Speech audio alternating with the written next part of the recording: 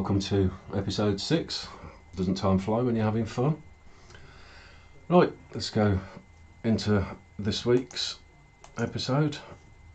Whether it'll be as animated as last week, who knows? There's a few little bits and pieces that might, but yeah. Right, let's start off this week, and that's because I've come across a video that I would recommend. It's from a channel called The Daily Wire, and one individual in particular, a guy called Matt Walsh. You can see from the name of the program itself. The link will be in the description. You can check it out for yourself. You'll know which episode it is. I'm interested in the conversation that he had towards the end, which is where he has this segment where he sort of pinches from the leftist ideologies of cancel culture, and he decides to cancel anything on that given day, and that's as to what he thinks is a bit stupid. And when you watch it yourself and that, you'll see he decided to cancel human rights. Fair enough, you'll get it if you look at it. Human rights are going to be things that I want people to be thinking about later on, especially when we start to move into discussions around the law, because especially with things like the European Court of Human Rights and the United Nations version of human rights and all this sort of stuff, and that we've ended up with a scenario where things have gone a little bit too far.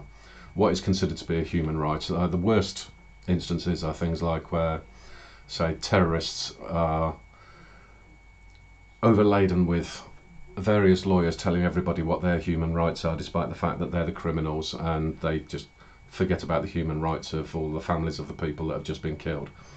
So that's when you've got a pretty good idea that things are being taken too far. So it's weighing up and considering what are rights and what is responsibility.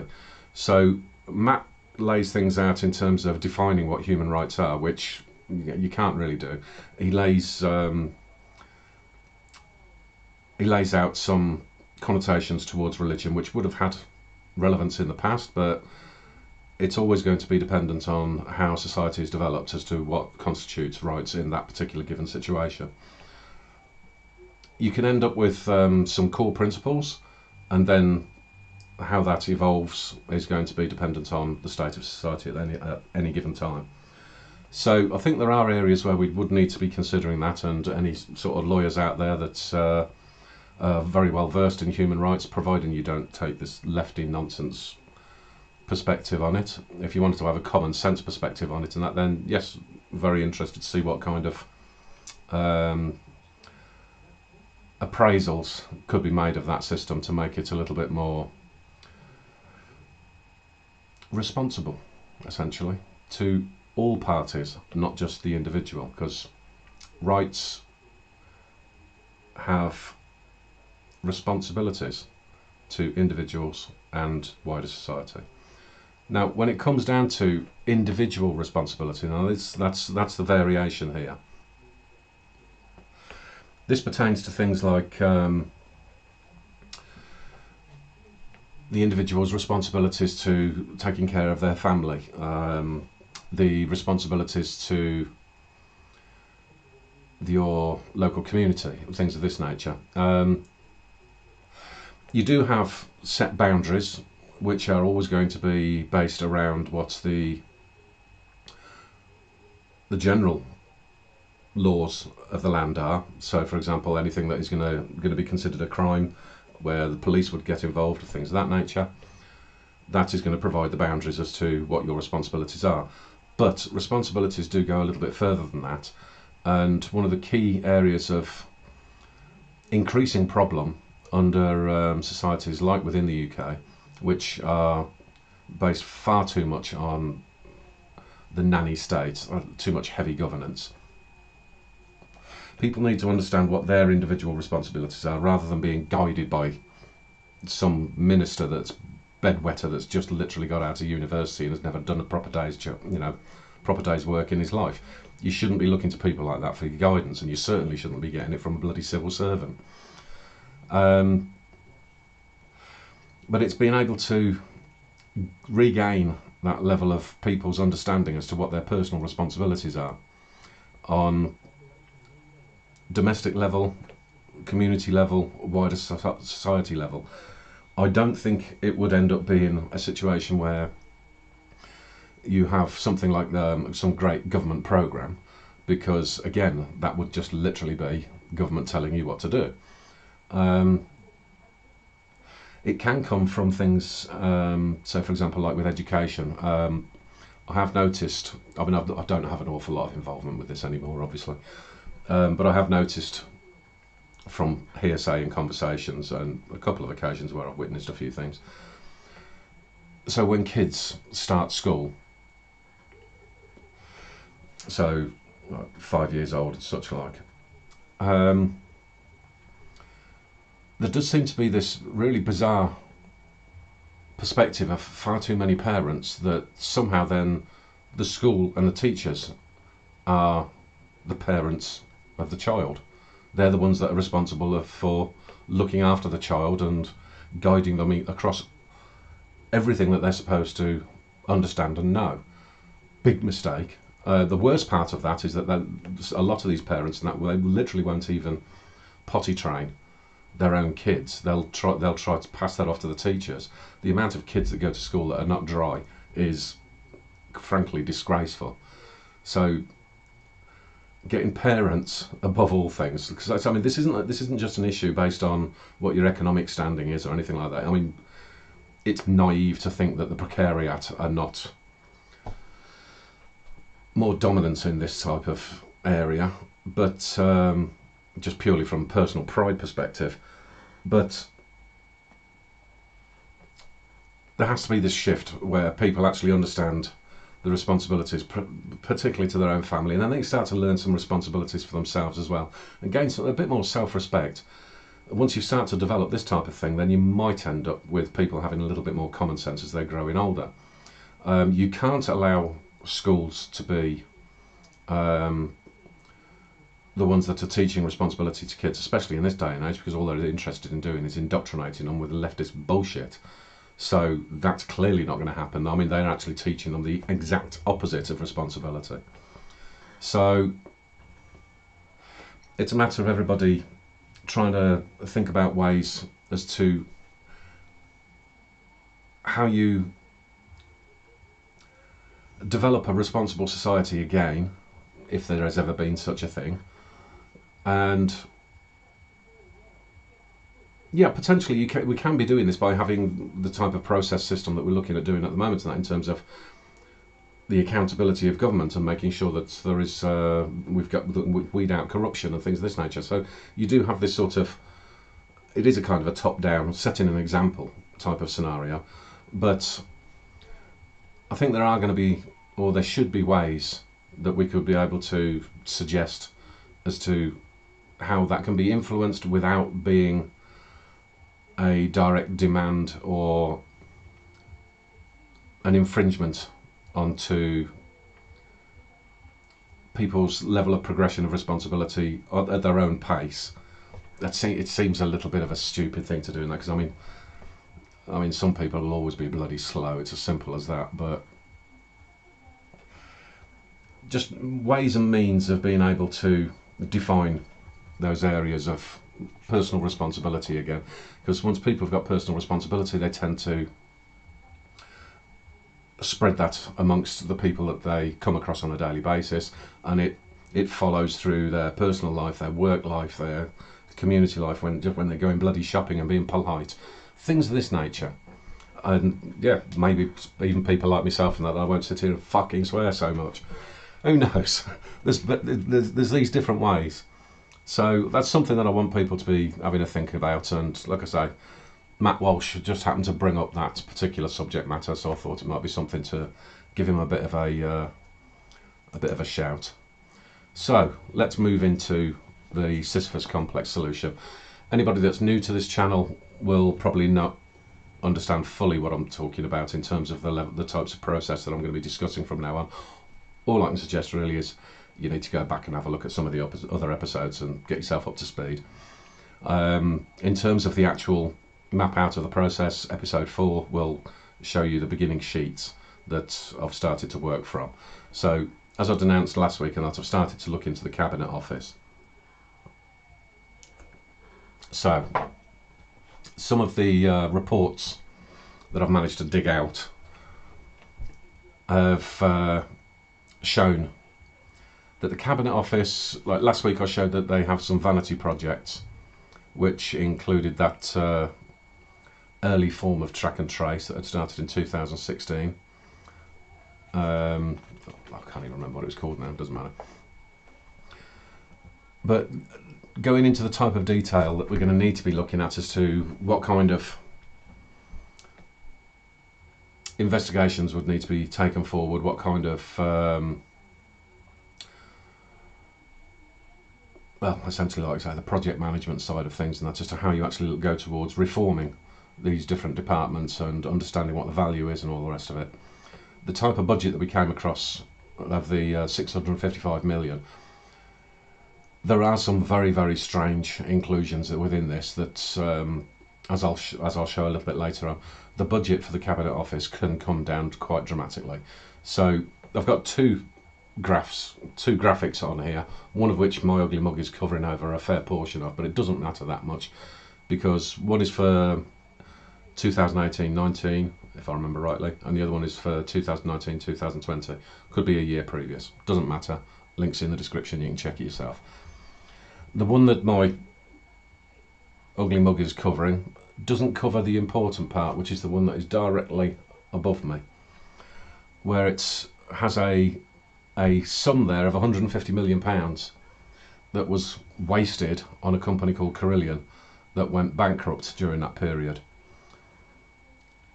Now that was a private company that undertook. I know people are familiar now with a company called Serco. They're the ones that are housing all of the illegal economic migrants in hotels up and down the country. Carillion basically did very much similar types of things, and they also did a lot of the government construction sites and repairs on schools, things of this nature. Did it very, very badly, vastly overpriced, and people were basically just ripping off the government, ripping off the taxpayer, and the management were just sort of taking the money and running basically, and they ran the company into the ground. How the Cabinet Office has then been held responsible for £150 million to clear up their mess, that is where we end up with problems that will come into a little bit further, because there's within this week's agencies under the Cabinet Office. I haven't gone through all of them yet. I'm only part way through. I think I'll be doing 6 or 7 this week. One of them is the Crown Commercial Services. They would have been responsible for giving contracts to companies like Carillion, and they should have been very much aware of what the problems were. Shows them to be incompetent. So having this kind of expense that is suddenly taken up off a whim by the Cabinet Office, this should never be allowed. These kinds of expenses should never be included. So we move over to the more recent graph from the most recent audited report, or annual report I should say. There's things in there that make no sense at all in that. So right at the very top you've got the 204 million for improved efficiency of government. Well, it can't be a very good efficiency if it's costing you 204 million. That's, I mean, it's a contradiction in terms. So somebody's doing something wrong. Again, an awful lot of this sort of stuff now, I think it tends to break down as being vanity projects. Maintaining the integrity of the union's security and democracy, 129 million. Well, considering the biggest threat to democracy has been the government themselves, that's like saying I'm going to give myself 129 million pounds, and that's so that I don't remove more freedoms.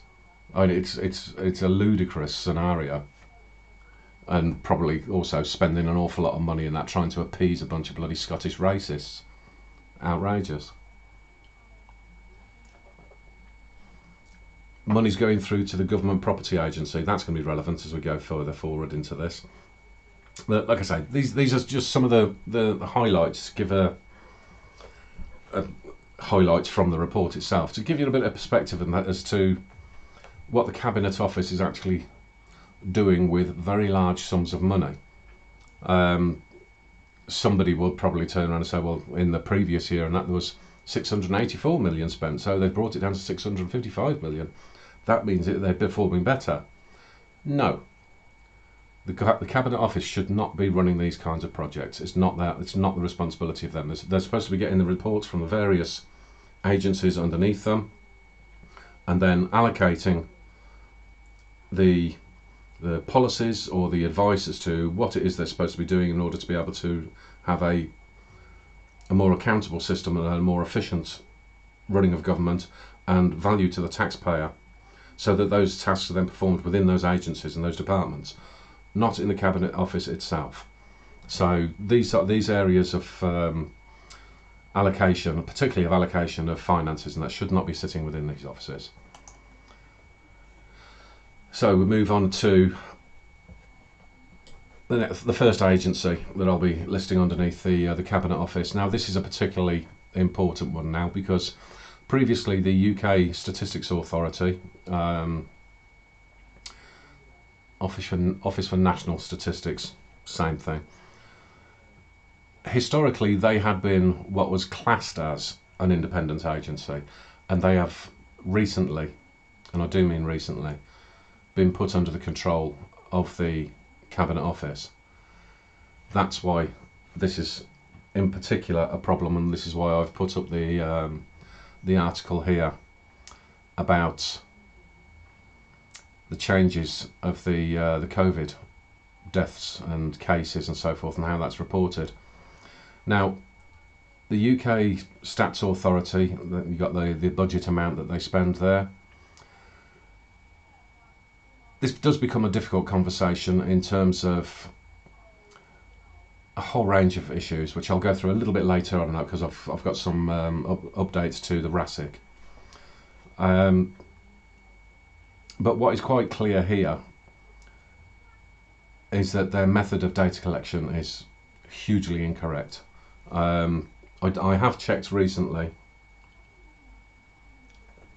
well, I say recently, earlier today, as to whether this lowering of the toll by 5,000 is correct.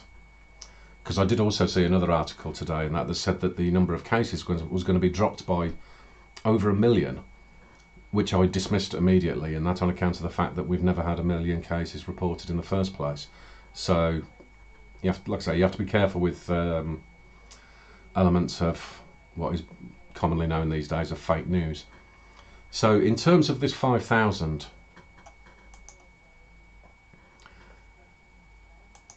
let's highlight that one. You can see there's the United Kingdom numbers. Because I've done it, if you look at the top of the screen, that you'll see the numbers that are stated there of the 12 case, of 19 case, 12 death, 19 death.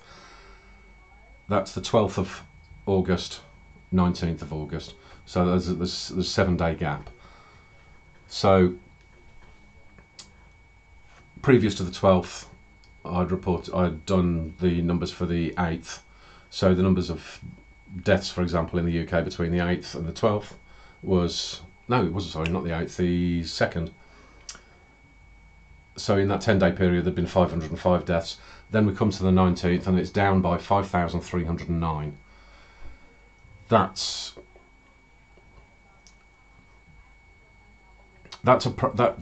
does show, not only does it show a problem in terms of how they've been collecting the data, but worse than that, they've made this change in number off of the back of advice by the likes of bloody Matt Hancock, who really doesn't know his arse from his elbow. I mean, the man is really not fit for purpose. It's as simple as that.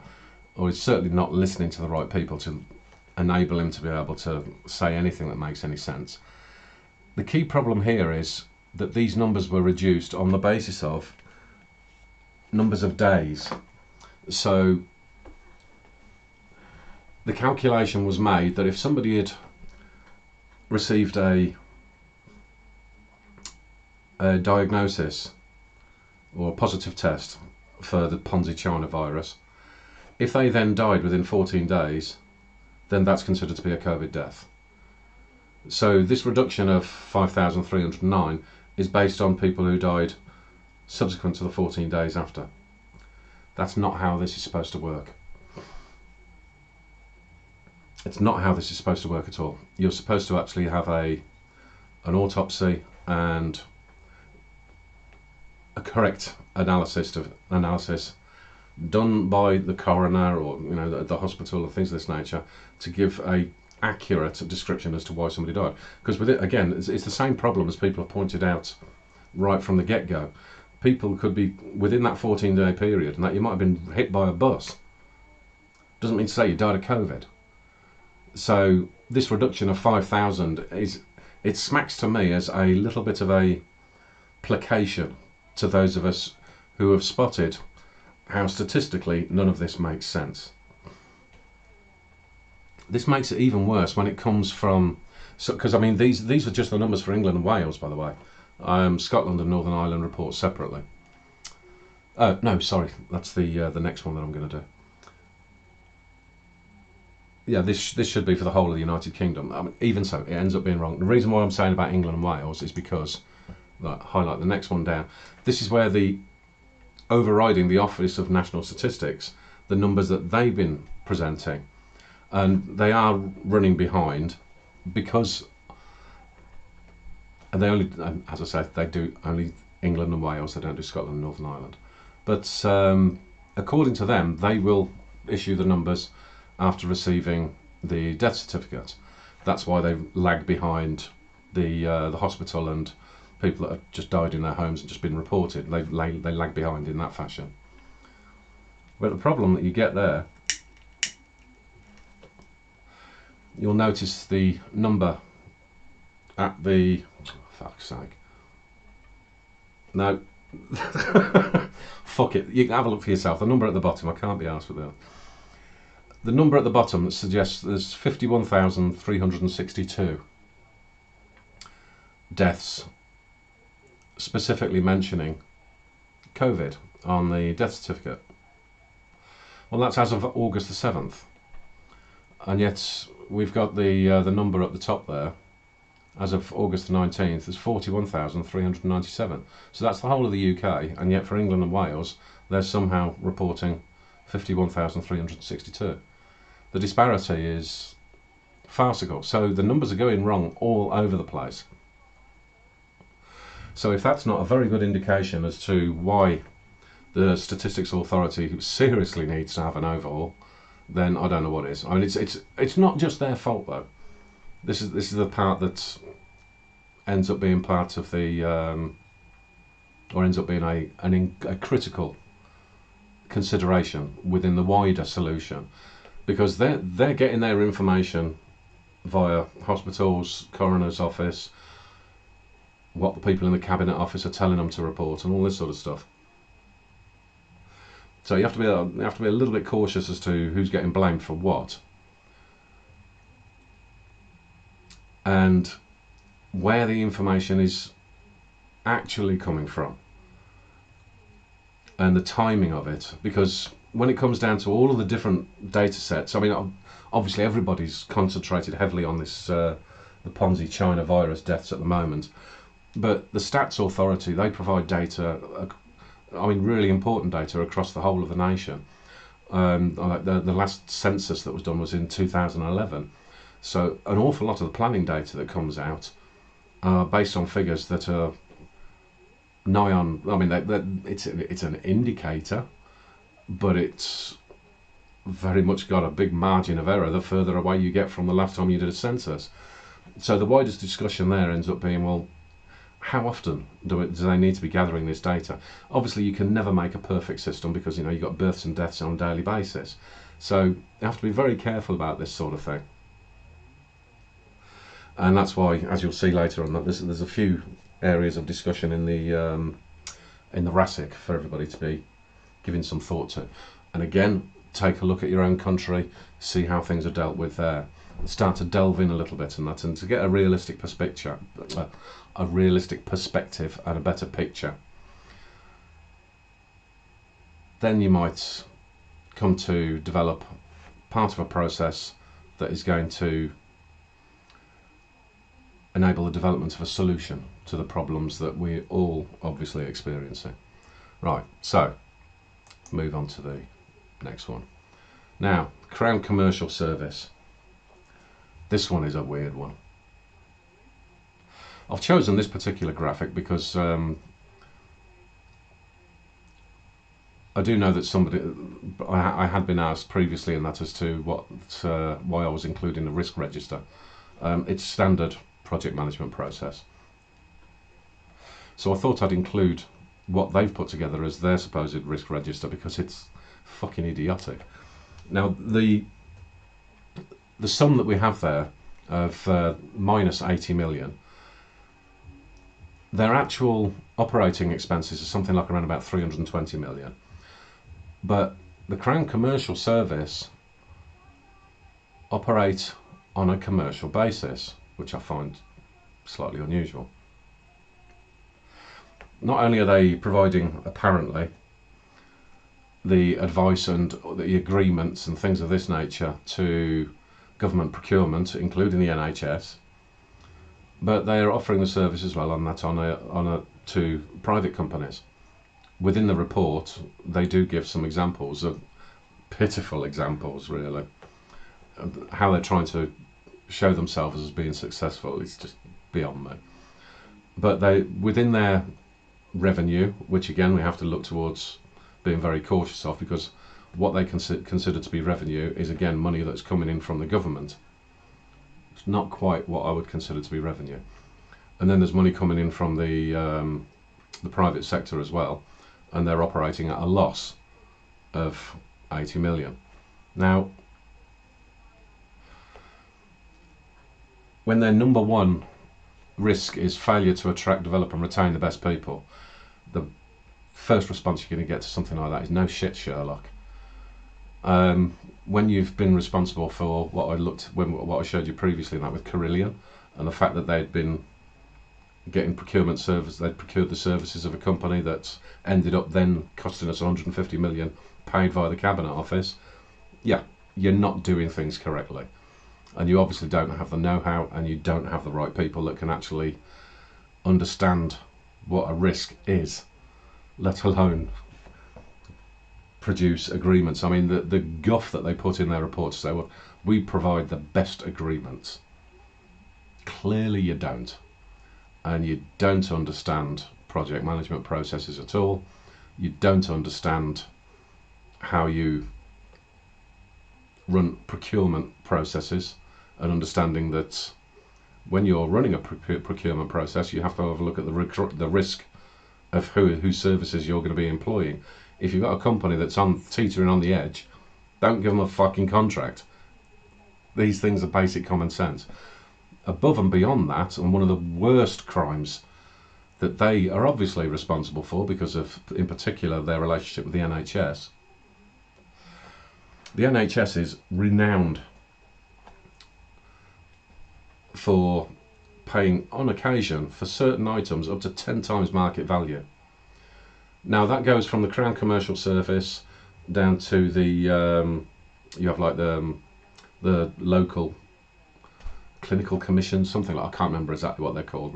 We'll get into that when we get to when we do get to the NHS. That'll be a bastard one. But they're the ones that are providing the advice to these people that then pass off the procurement and get the contracts to be buying all this stuff at 10 times cost. They're obviously failing in considerably more than what they've got here. I mean, say, look at the bottom of that, failure to meet customer expectations. We are the customers. The taxpayer is the customer. We're the only customer that they should be giving a shit about, because these losses, on top of the money that they get from the government, is all coming from us. And when you're in a scenario where you don't really have the same kind of, again, we can go back to the responsibilities and the accountability. When you're not getting those responsibilities and that accountability to the public that you're taking this money from, you're not really going to give a shit about the customer experience, are you? The customer expectations, I should say. Because our expectations are that you run a competent service. They're clearly not doing that. So definitely there's money to be saved for the taxpayer there. And again, I would actually turn around and say, rather than having an independent department for this, responsibilities go to the actual agencies involved, not to these people. So, Government Property Agency, similar problem. The minus figure here is the fact that they have revenue coming in, expenditure going out. Now, I do have some experience in real estate, which is obviously what this is all about. I worked for what were they, the third largest real estate company in Tokyo, I believe. Commercial real estate, that is. It shouldn't take a great deal of consideration from anybody. If you take a look at the no, I can't get me fucking left from right sorted here and that. Up in the bloody top corner there, you got the 140 number of clients. Below that, 98 number of properties. Any organisation or any real estate company that was operating 98 properties, and when I say 98 properties, I'm talking about large commercial properties. Any company that was running that number of properties and having losses like this, they would be shot. They would never exist in a commercial world. Shut up, phone. Sorry about that. I mean, it's just a gross incompetence. Real estate is not that difficult. You've got your maintenance contracts. Yes, there can be some. Not even that's not that bloody difficult. You have to make sure that the place is suitable for people to work in. You fulfill your basic obligations, and then you take in your rent. It's not fucking difficult. It's not rocket science. Having the commercial contracts, the rental agreements, the lease agreements, whichever way you want to do it, usually rental agreements, these are not difficult. I mean, you could even go online and get a bloody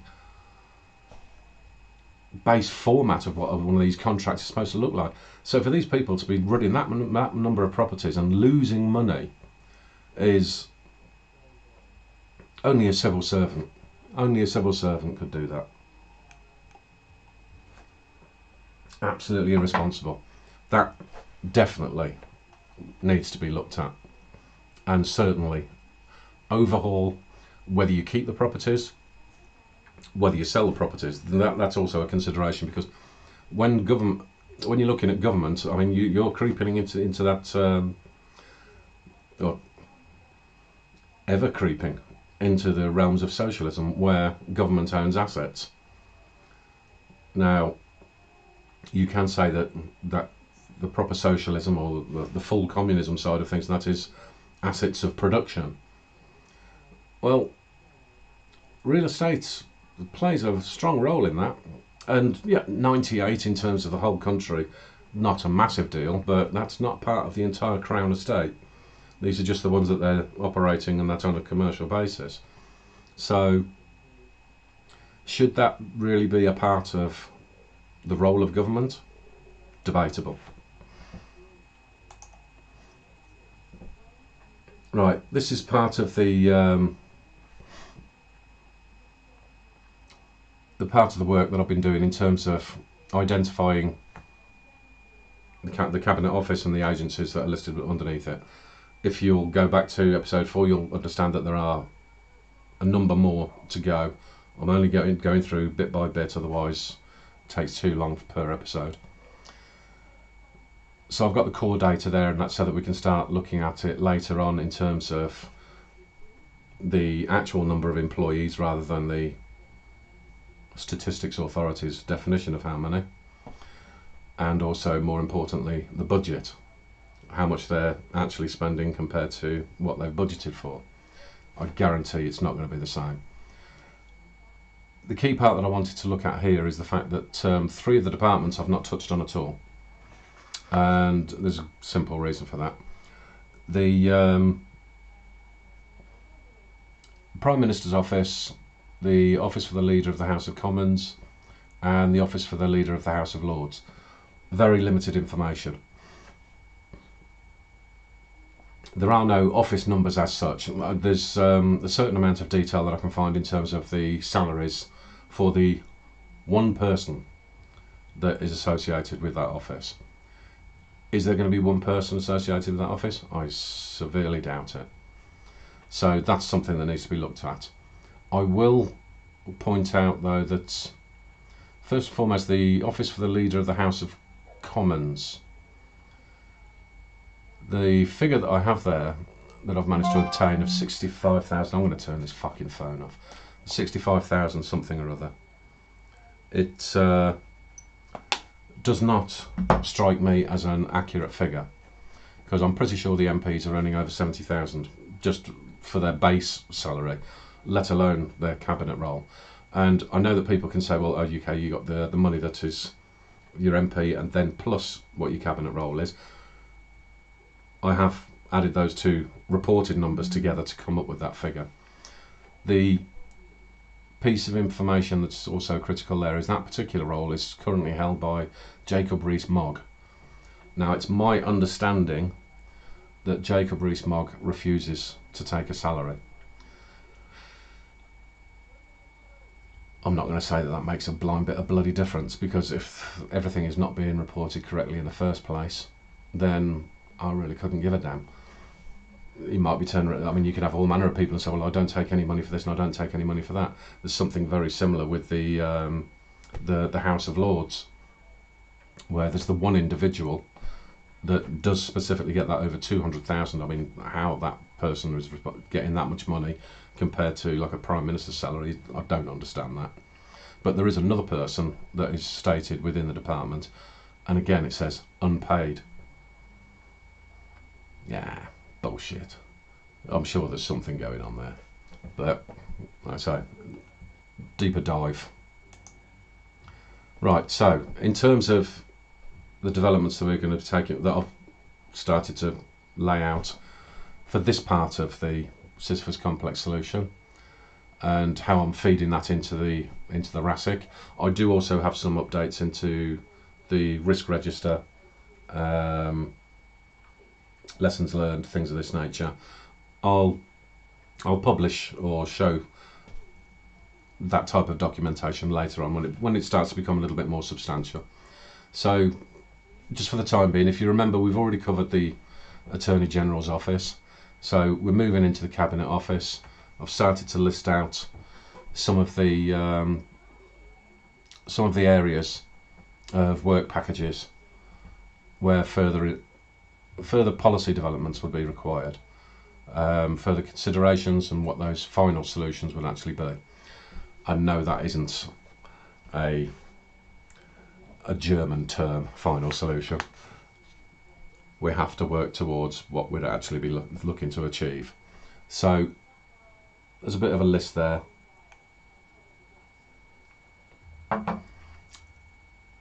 Any ideas as to what you think should be further included? Any comments on it? Anything that you think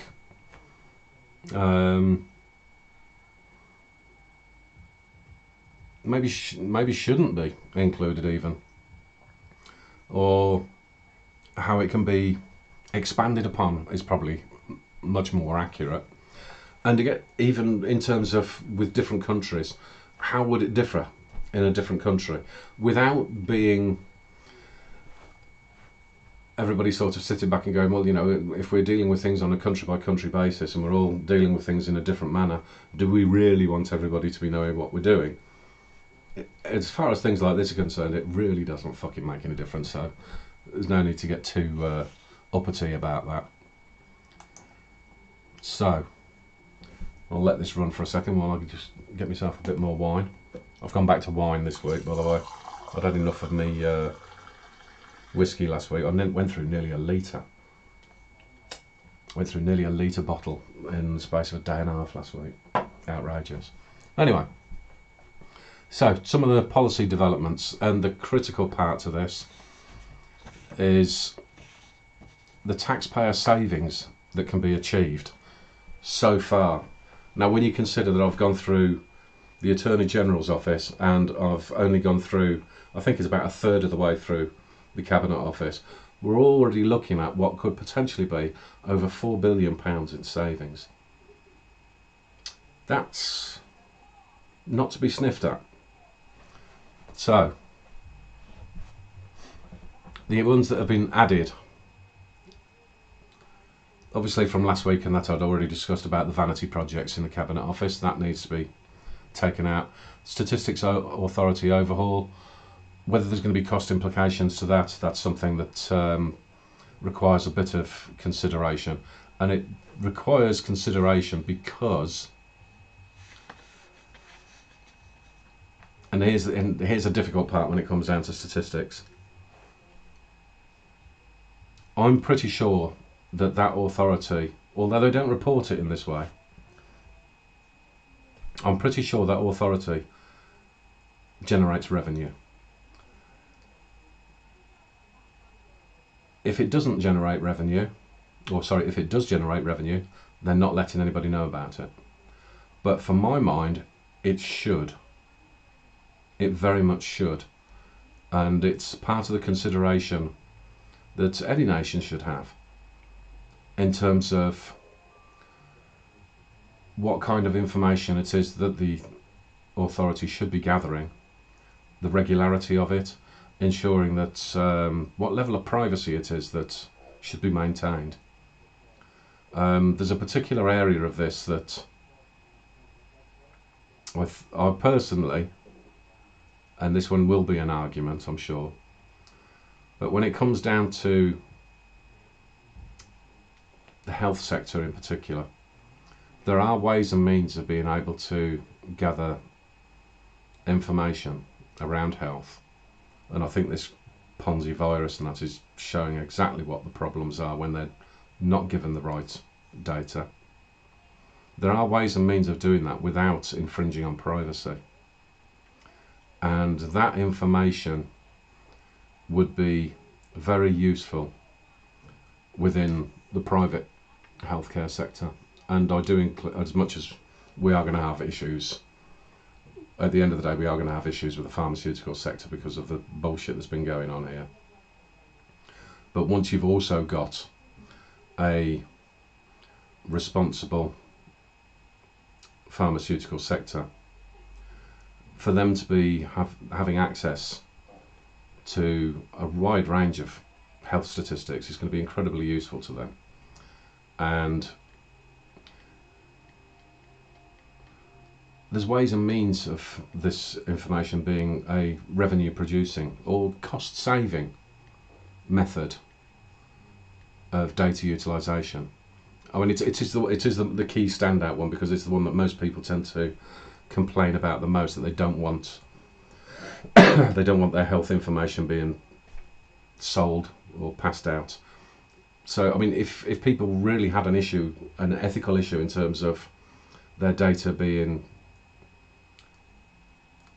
a part of a package, but not without, not naming the individual, but a package of data, if they had an issue with you passing that on in return for revenue, I mean, these two things would effectively end up being the same thing, but you could turn around and say, well, we're handing over that information in return for vastly reduced costs of medicine. As long as it ends up being the value that you're seeking, then it's something that's definitely worth consideration, and done correctly. Obviously that is always the key word, done correctly. I think there's a lot of potential there. So when we're talking about overhauling the Statistics Authority, I think it's not just a matter of, are they collecting the right data? Are they competent in collecting the data? Is there any external influence and blah, blah, blah? Could the authority be utilised in a more effective manner? That's essentially what I would be looking towards in terms of an overhaul for them. I would disband the Crown Commercial Service because they're so clearly incompetent. In most cases,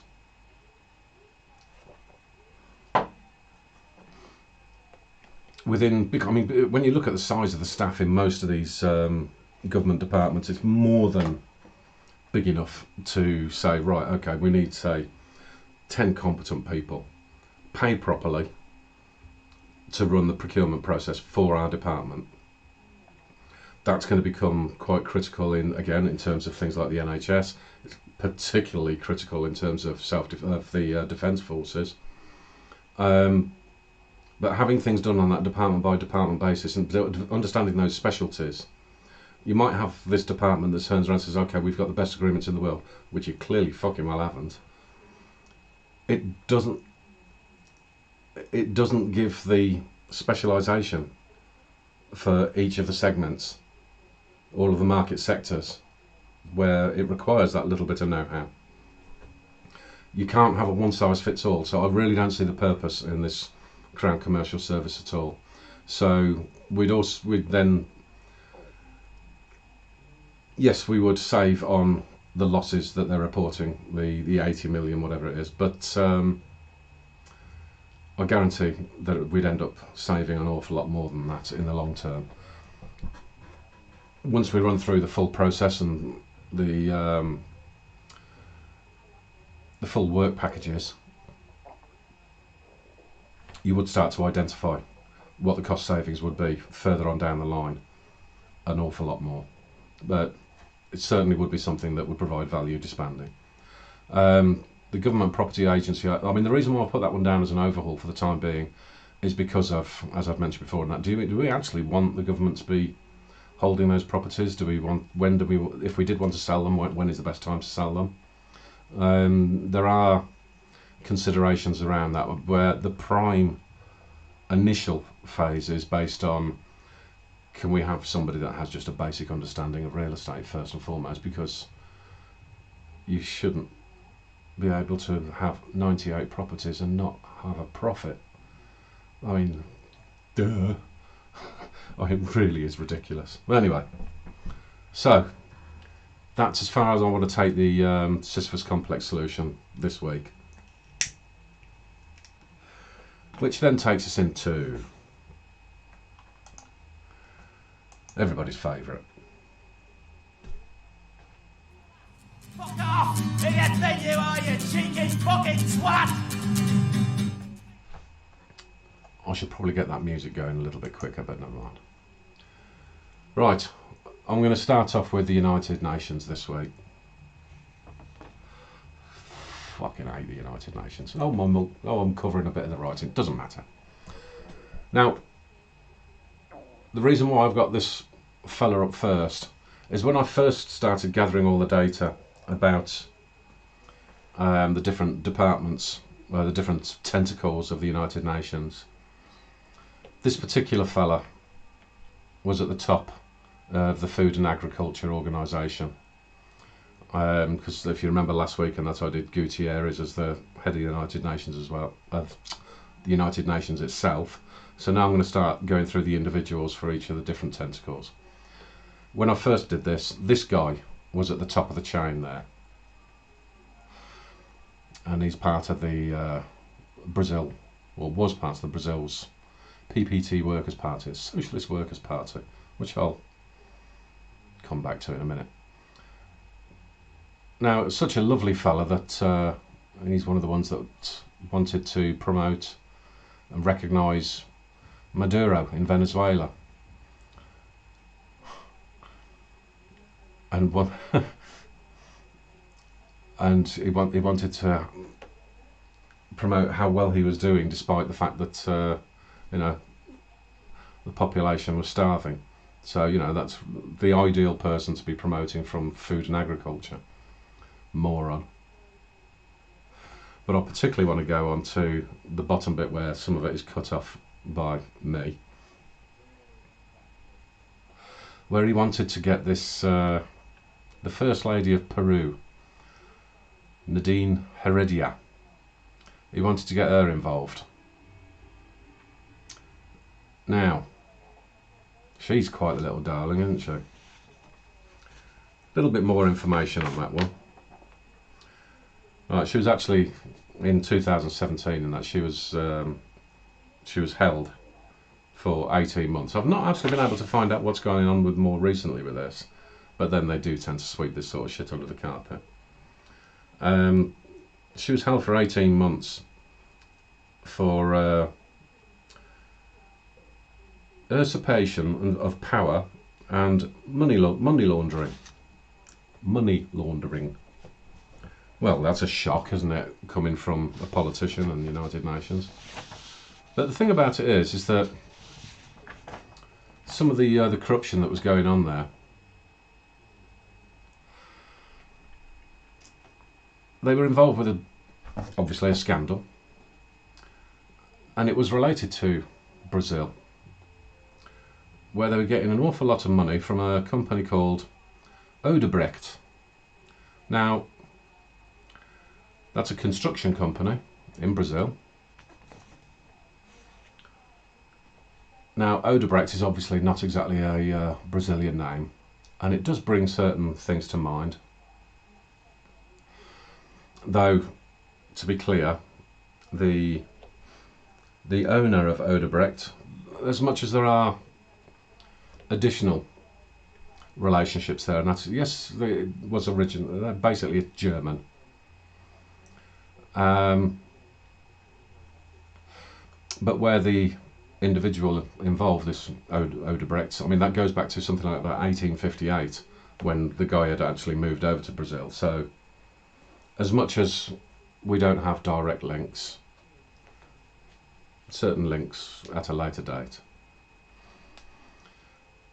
So you've got Peru, Brazil, corruption, and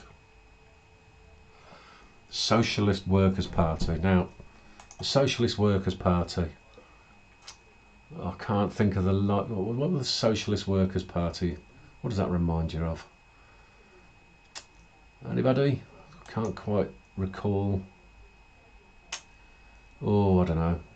I think there was something to do with somebody that also sort of disappeared and ran off to Brazil and Argentina, a place like that. I can't think who it was. Never mind. Okay, so never mind. Move on. You'll have to figure out that puzzle for yourself. So, who took the place of this Socialist Workers' Party individual? Well, a communist. What a shocker. What an absolute shocker. United Nations having a communist. Who'd have thought? You remember that little bit that I turned around and pointed out last week? What an absolute genius idea it was to have the United Nations put together, whereby everybody around the world knows what the shittest ideologies have ever been, and what only ever results from those shit ideologies, and how the United Nations seems to be the home for all of them. Yeah, let's stick with those fuckwits, eh? Unsurprisingly, a little bit at the bottom there for you. The allegations of bribery and coercion by China to get this guy appointed. What a shock. Who'd have thought it, eh? The United Nations? The bastions of truth? The supreme leaders that should be the head of world governance? Surely not. Yeah. Like I say, fuck off to the United Nations. So, let's move down. Let's go into the World Economic Forum, who are, remember, hand in hand with the United Nations in terms of this world government.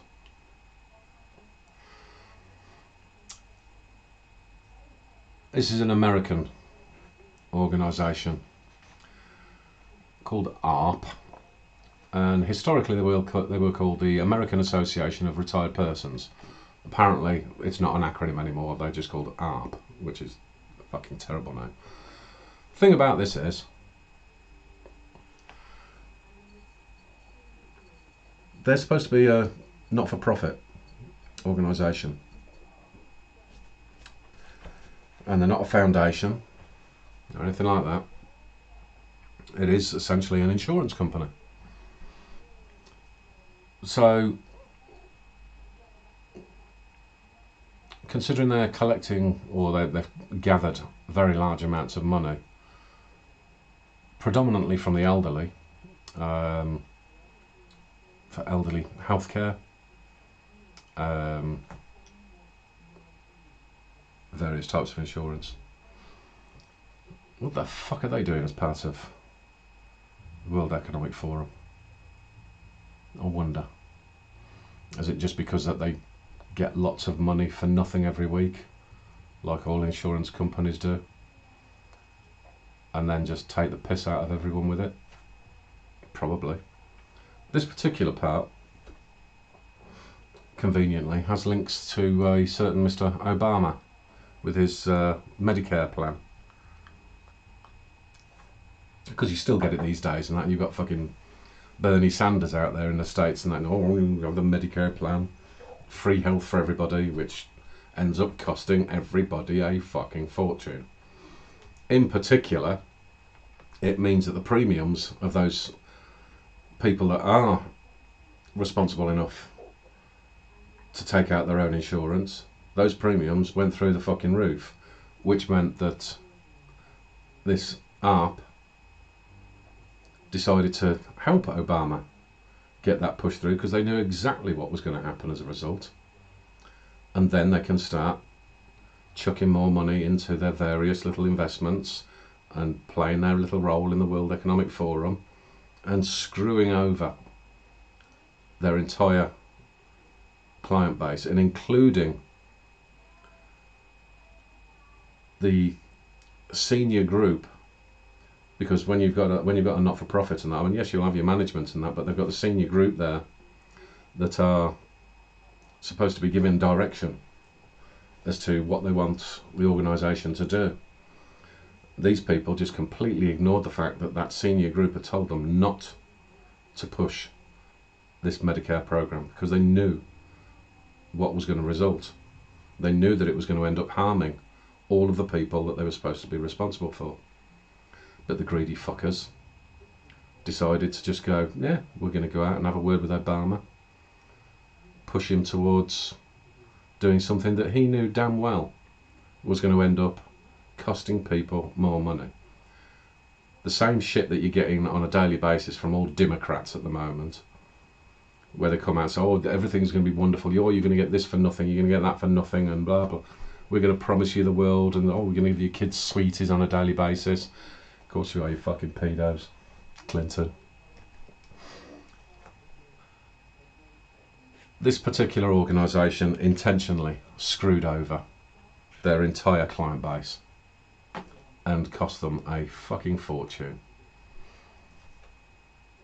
So, wonderful people at the World Economic Forum, as per usual.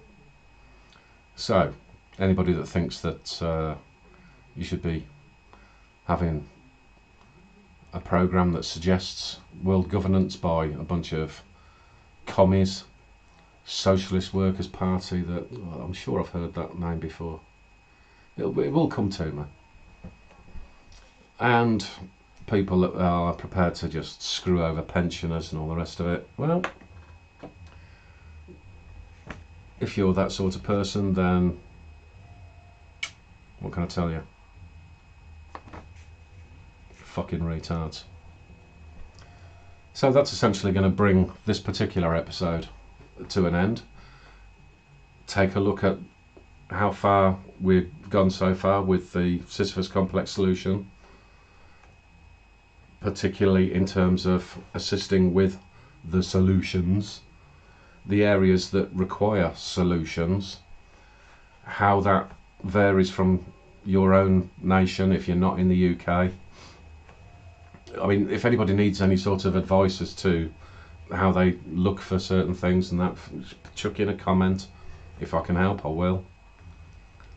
And work, you bastard.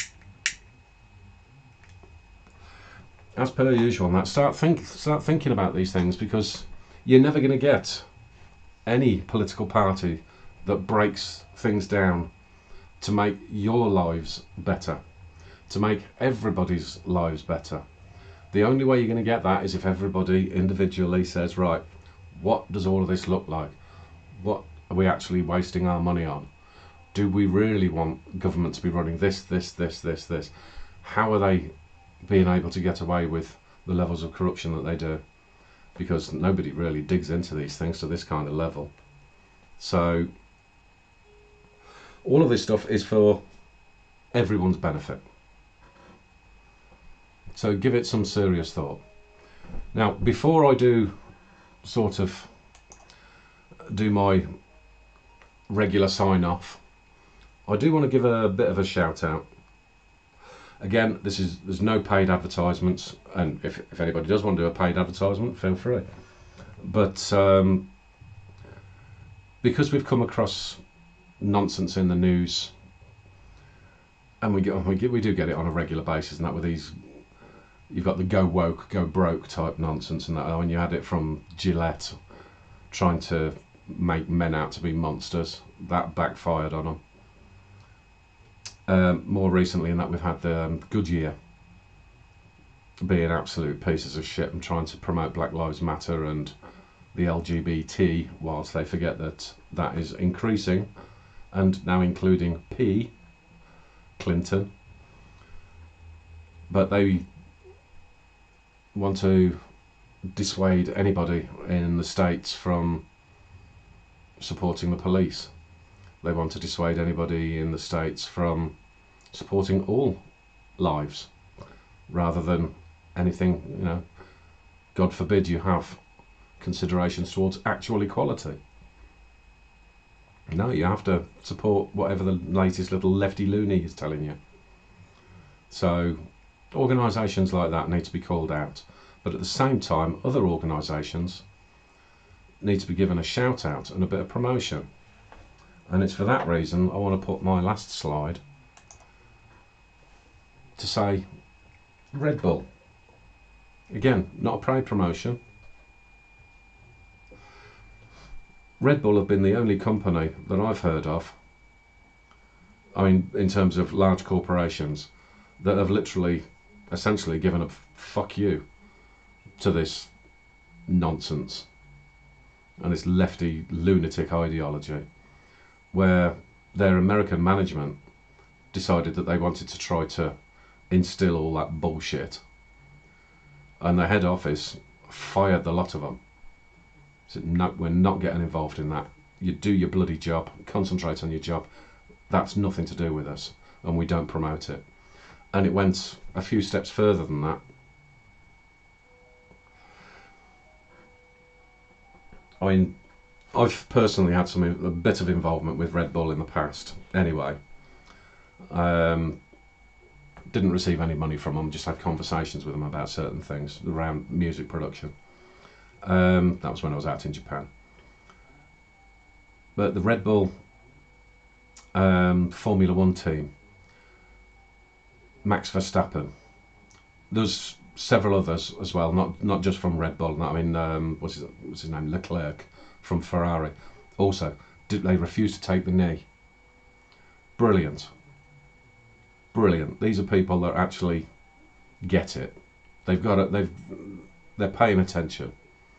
And so, as much as we can easily turn around and say, well, fuck you, Goodyear and Gillette and all that sort of stuff, we should also then be saying, well done to those companies who will take a stand. And so, as far as Formula One is concerned in particular, I will give a big fuck off to the likes of Lewis Hamilton. You pampered little shit. Yeah, you've had a real fucking hard life, haven't you? Max Verstappen gets my support from now on. Red Bull gets my support from now on.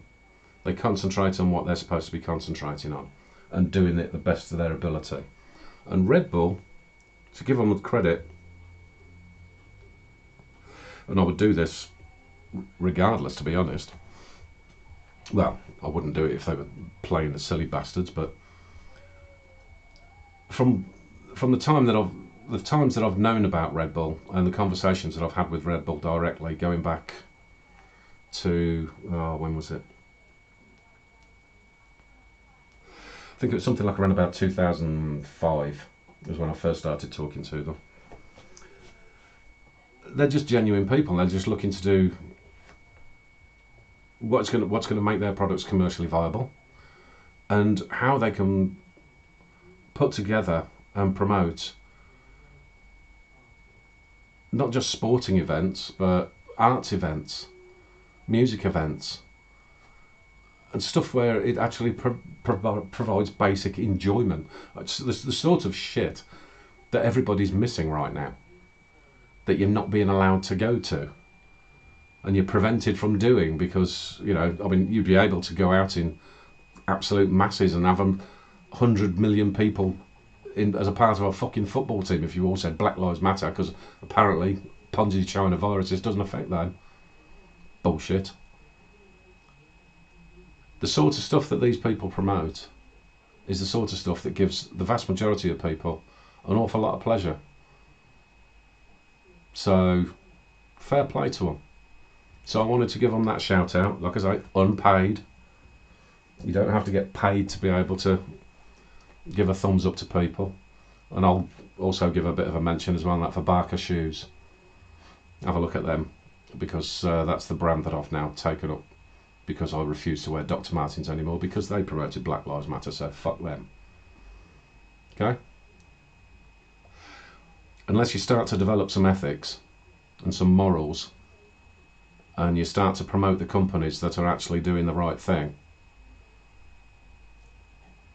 that's when you end up with a whole bunch of these wankers that are more than likely, you know, as much as Goodyear are not a member of the World Economic Forum, they're obviously playing fucking pander to it.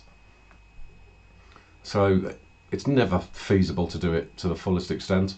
You know that from when I gave my bias about Toyota. But there are things that can be done. So keep an eye out for that sort of stuff. And anybody that is with a large organisation, the people that work in the companies, if you don't stand for all of this crap,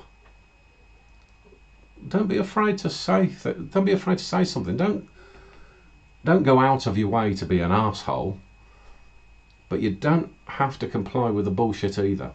You can turn around and say, no, I ain't fucking playing that game, mate. I don't believe in it.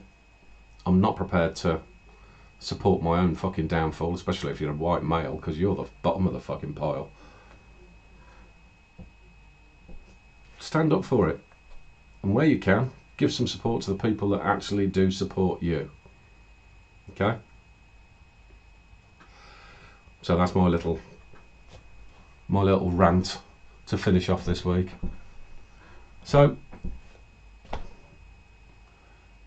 hopefully I'll have something of mild interest to take things forward next week. So the actual subject matter itself, and that is always a little bit dubious in terms of interest for the vast majority of people, but hey, fuck it, somebody's got to do it, and at the moment civil servants are, and they're shit at it. So let's all crack on, eh? Muddle your way through.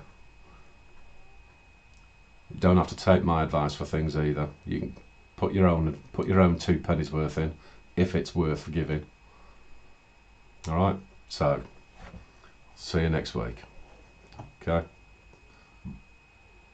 bye.